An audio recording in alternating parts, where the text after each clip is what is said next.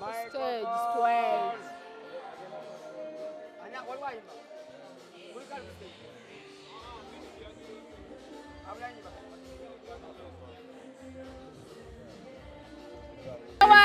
Timu eno eno timbale twatandika kubadda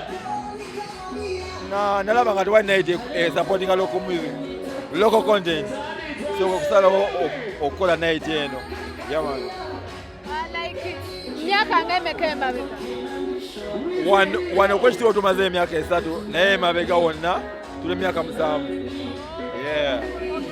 leero nga kibadde kijjo byabayimbi babadde bangi ki ekibadde main olunaku olwaleero? Olwaleero tubadde celebrating 3 years anniversary nga tuli mu kifo kino okuva we twajja wano. Omanyi tubadde tutambula nnyo naye okuva we twajja wano tumaze emyaka 3, so tubadde celebrating n'abantu baffe batuwagidde n'abayimbi abatubeereddemu bonna babaddewo ne batuwagira, so tubadde celebrating basically. Olunaku lubadde lutya? Olunaku lubadde olunaku sofa kati luteredde lwakuba lubaddemu ebitale birungi yamani. Wabaddewo abayimbi balala Fikie Bakoze bonna abaddewo bayimbye. Owulira otya nti abayimbi bajja ne bakusapooti? Man, it's a blessing. Era ekyo kyebaliza Katonda okuba nga asobola okunyanguliza okuba nga asobola okufuna abayimbi engeri gye mbagalamu.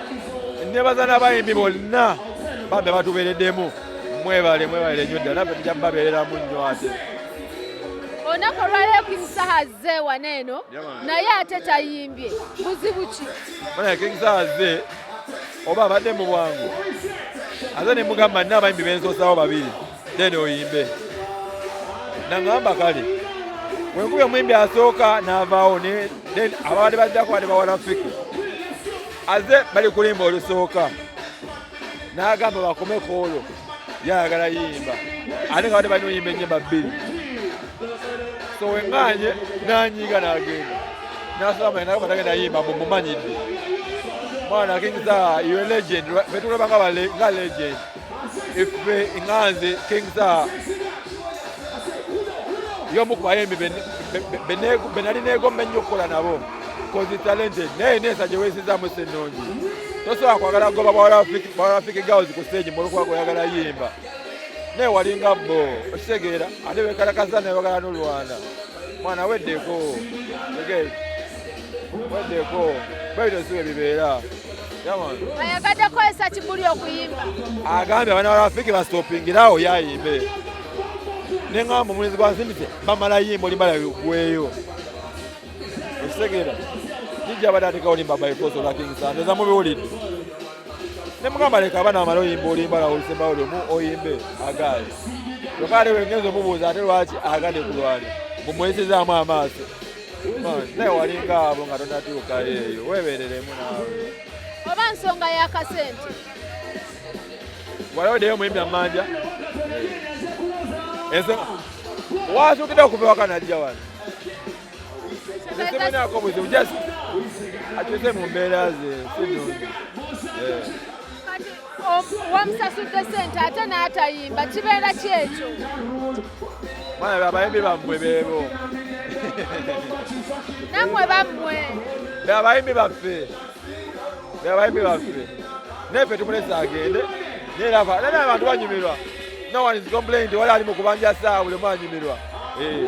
African man naye waliwo abantu ababadde bazze nga bazze okulaba Saha. Olowooza kinene kirekawo abantu abo kubanga bava ewaabwe ne bajja basapooti? Anti amazima gasigala mazima, ffe twakoze ekyaffe. Saha yaganye oyimba, ffe tetulina musango era omuyimbi we yaganye oyimba. Just aganye ogumekeza ddakiika egyo abayimbi beera bali ku stage baveewo yaga tubajjewo kibuli. Okisegeera nze sobola kukola ebyo. Okisegeera nkola nga naye tubalina okugenda singa omuyimbi ye bwayagala kibeere. Abantu kyebagambye nti mbasala ensawo olw'okusasula ssente bafune ekyo kyebagambye. Teri asasudde ssente tubatucelebratinga ssente zebasasudde eza tebo zibadde za byakunywa. So no one has paid. Tubatuddiza abantu tewali asasudde yadde n'ekikumi. Tubatuddiza buddiza abantu ssente ezatwabasebe zadde za tebo ate nga za byakunywa byabwe. Okisegeera ng'onongola tebo bitwala asatu kugwamu ebyokunywa byo. So kati ffe twaze kunyumirwa emyaka 3 gye tumaze wano ku H2O. Era abantu banyumirwa. No one is complaining. tetugenda mu maaso tugenda kuddamu ebyo. Abantu bangi nnyo abakola night naye ne zigwa. Kyakikuyambye nti night eno ekyakwata n'abantu bajjudde. Ensonga lwaki night eno ekyali bweti emyaka gye tukoledde gyonna. Night ya local, night ya Ugandan music. So ffe tuyitadde ku level endala eri eya international naye nga tuli local. Okitegeera. So ffe tulina roots zaffe local music, local touch, ffe kyekyaffe. Kyekitufudde ab'enjawulo abaakabi. Era ne badije bwala betukozesa si baamannya. DJ gwe tujja okukozesa tujja mujja makinde salaama jinja wa betukozesa. So kyekitufudde ab'enjawulo nti twagala kyaffe kye batupushinga kyaffe kyekukyoya tukyali baakabi paka essaawa ezo. Akasemba eri abawagizi ba African Monday. Abawagizi ba African Monday mwebale. DJ Fikie Festival jao maaso awo nenga mwebale. Bale mwebale musinga. Thanks for having Ugandan music. Thanks for having DJ Fikie. Thanks for having African Monday. We love you.